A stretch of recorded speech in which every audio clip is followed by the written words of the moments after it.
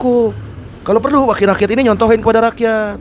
Wakil rakyat nih, pagi mie instan, siang lontong sama bala-bala, ya kan? Malam promah, ya kan? Ntar agak sorenya lapar dikit, oke jelly drink. Ini kan contohin ke rakyat. Kan wakil rakyat. Jangan dibalik. Jangan rakyatnya, ya kan? Pagi mie instan, siang bala-bala sama lontong, ya kan?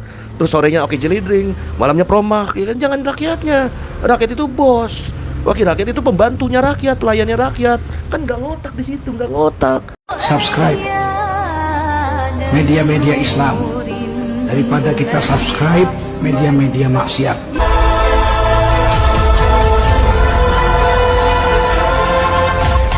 Bismillahirrahmanirrahim. Assalamualaikum warahmatullahi wabarakatuh. Bagaimana keadaan saudara dan keluarganya? Semoga sehat walafiat, mulia barokah. Amin, Allahumma amin. Masih panjang umur perubahan, panjang umur perjuangan. Jangan mau lah, katanya ngakunya berjuang atas nama rakyat, tapi giliran dikasih jabatan, dikasih tunjangan, dikasih gaji, ngeluhnya ke rakyat. Kebalik lah, nggak ngotak di situ, nggak ngotak.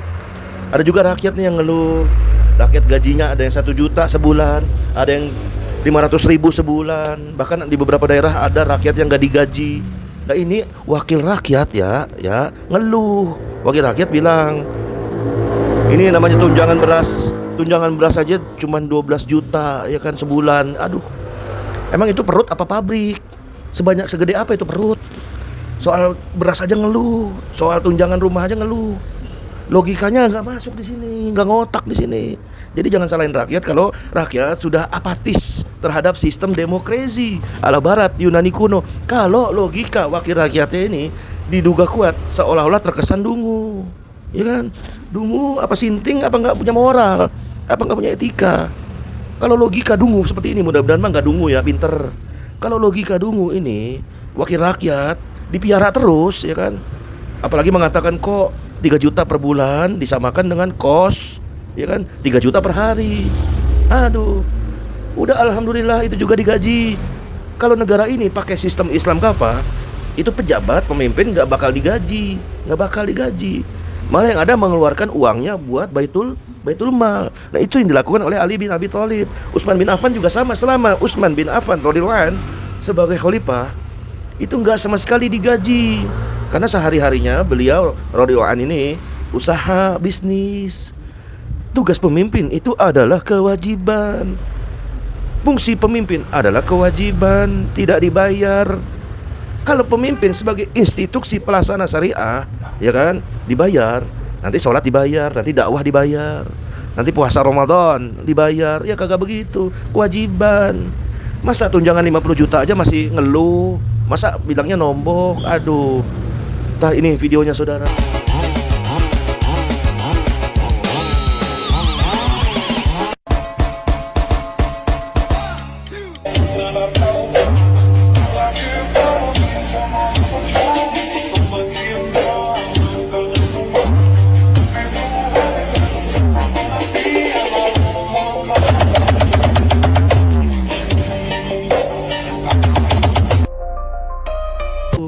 Pernyataan dari wakil ketua DPR ya, wakil rakyat, kata Preketek, wakil rakyat ya, dia bilang dalam wawancara menyebut tunjangan rumah DPR sebesar 50 juta per bulan justru masih kurang untuk menutupi biaya hidup di Jakarta.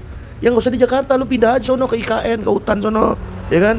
Makan sehari-hari ya kan dari apa kayak seadanya, pelepah korma kayak, atau jangan pelepah korma, ini bukan di Arab, pelepah daun pisang kayak, ya kan? Makan kayu direbus kayak, ya kan? Sono tinggal di IKN sono. Kalau biaya hidup di Jakarta itu selangit, ya kan, alasannya. Itulah pernyataan ini langsung bingung bagi para netizen dan bagi rakyat. Adis, soal 50 juta per bulan itu masih kurang untuk biaya hidup di Jakarta. Kacau. Ini mah gajinya 6 juta, tapi ada tunjangan beras 12 juta. Ya, pret. Itu baru yang kelihatan ya. Gimana yang nggak kelihatan? Ada proyek-proyek dari para kapitalis, pesanan undang-undang, apakah ada? Mudah-mudahan mah nggak ada. Mudah-mudahan mah wakil rakyat kita yang terhormat, ya kan, saking terhormatnya kalau mau OTT KPK aja kata Sahroni harus izin dulu sama ketua partai. Adis, wakil ketua DPR ini bilang kos 3 juta per bulan jika dikalikan 26 hari kerja bisa tembus 78 juta kalau kos 3 juta per bulan. Ini ngomongnya per bulan apa per hari sebenarnya sih. Jangan bikin bingung rakyat gitu loh. Kalau nggak bisa bikin bingung rakyat mendingan diem. falyaqul khairan aw liyasmut. Berkata yang baik atau diam. Padahal yang didapat cuma 50 juta, itu juga masih nombok. Nah, perkaliannya aja kelihatan dungu, ya kan? 50 juta per bulan insentif perumahan. Sedangkan faktanya sewa kos-kosan itu 3 juta per bulan. Per bulan, bukan per hari. Berarti masih untung nih. Ketua DPR ini kan 50 juta kan? 3 juta buat sewa kos-kosan sebulan. Berarti untung 47 juta per bulan. Nah, itu cukup lah buat biaya hidup di Jakarta. Cukup. Kalau perlu wakil rakyat ini nyontohin kepada rakyat.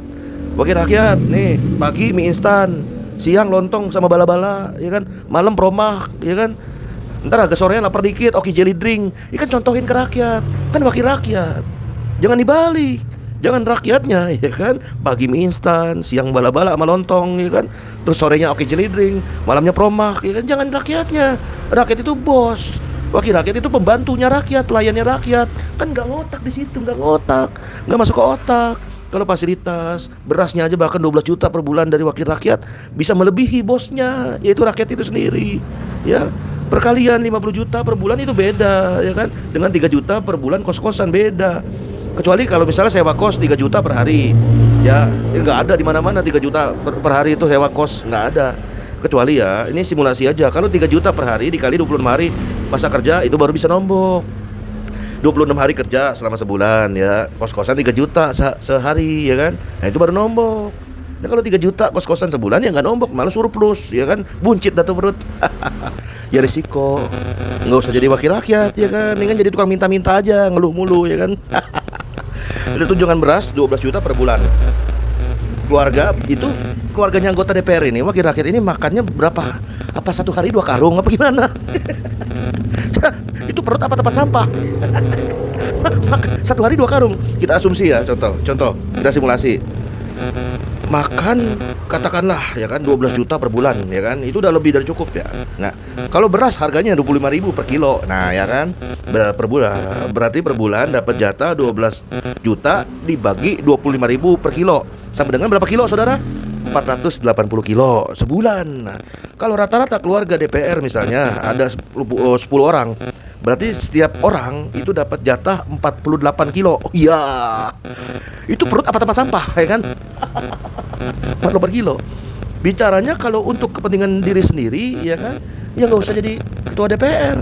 Kalau cukup buat biaya hidup doang bisa. Tapi kalau buat gaya hidup, jalan-jalan, tas branded, ini branded, preketek, ya kan? Malah Eko Patrio itu nantangin joget, ya kan?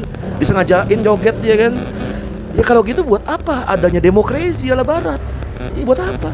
Kalau toh hasilnya hampir 80 tahun Indonesia merdeka, boro-boro maju, boro-boro jalan di tempat, boro-boro diem di tempat, mundur yang ada, makin mundur, ya kan? Utang mejibun, wakil rakyat nggak tahu diuntung, ya kan?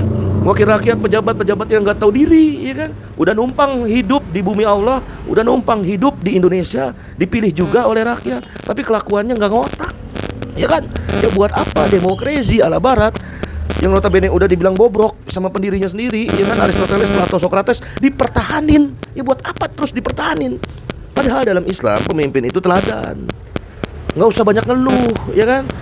Khalifah Umar bin Khattab aja waktu datang pembesar daripada Persia, mereka kaget dengan tawadunya seorang Khalifah Umar bin Khattab. Di mana saya bisa menemui khalifahmu, pemimpinmu? Itu Pak, lagi tidur siang di bawah pohon. Itu di bawah pohon. Khalifah Umar bin Khattab itu seorang khalifah. Nah jelas kan? Sosok keteladanan, kepemimpinan yang benar-benar menunjukkan citra pro rakyat hanya ada di dalam Islam, bukan di dalam demokrasi ala barat Yunani kuno. Yuk kita sama-sama berjuang bersama habaib dan ulama lurus untuk memperjuangkan syariat Islam secara kafah agar muncul di negeri ini dan dunia Islam pada umumnya pemimpin-pemimpin tawadu, pemimpin-pemimpin yang bertanggung jawab, pemimpin yang gak gampang ngeluh, pemimpin yang benar-benar pro rakyat, bukan pro cukong, bukan pro oligarki, bukan pro para pemilik modal. Allahu Akbar. Assalamualaikum warahmatullahi wabarakatuh.